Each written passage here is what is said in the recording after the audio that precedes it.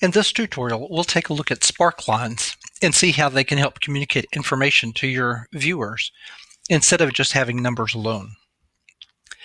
I have a spreadsheet opened up with information of appraisal of property values within a certain district.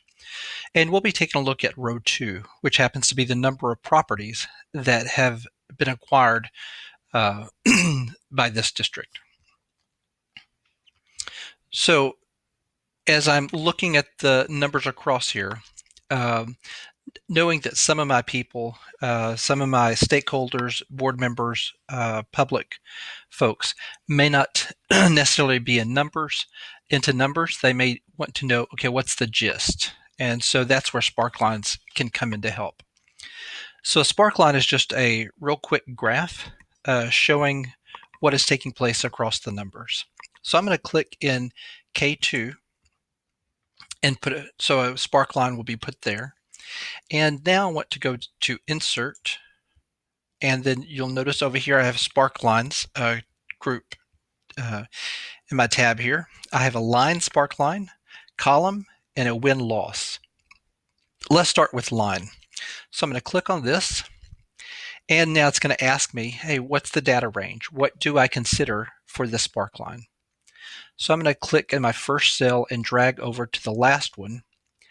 Now I want to stop here. I don't want to continue all the way over because these two last bits of data don't match the context of what I'm wanting in my Sparkline. So I'm just going to end right here on this one and release. Since I've already clicked in K2, it's registered that in my location range. So now I click on OK, and a Sparkline appears.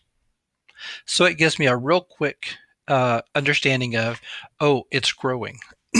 Now, if this was a budget, it would help communicate that either costs are increasing drastically, or profits or savings are increasing dramatically. It would help communicate that information much quicker than if somebody's trying to infer that after reading all the numbers. Let's edit the Sparkline, though, to make it a little bit more visible and clear to our audience. So up here, using the Sparkline options, if I want, I can, well, tell you what, let's start with making it a little bit more visible. So I'm going to add on the Sparkline color, I'm going to make it black, and I'm going to come down to weight, and I'm going to give it a heavier weight so it looks a little bit bolder. Now over here, I can say I want my high point to have a dot or a mark there, and maybe you want a low point. Mine just happens to coincide with the last point and first point respectively, but it doesn't always not always like that. And if I want markers, that means it's going to have a marker for each cell indicated on here where that data is represented on the graph. If I wanted to change my marker colors, that I can give each one specific colors. And then if I wanted to choose from any of the designs that are readily available, I can easily choose that and apply that. Well, in order to see, is this the best Sparkline for my data, let's take a look at what the other two look like so we can decide. So I'm going to leave that Sparkline as it is, and I'm just going to click on column, and it's going to reformat it, showing me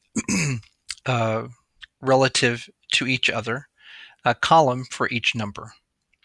Now you'll notice the first and the last is a different color, and that's because I indicated them up here.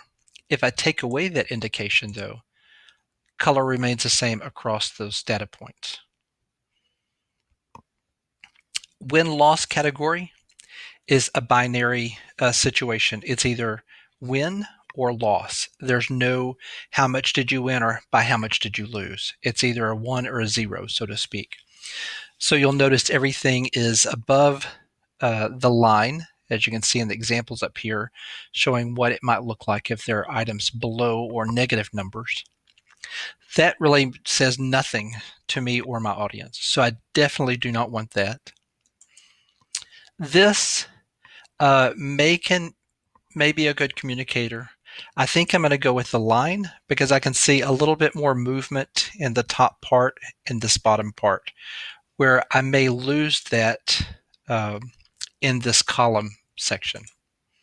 But that's a Sparkline, and hopefully you'll be able to use Sparklines to help communicate your data to your audience so they can better grasp what you're trying to communicate.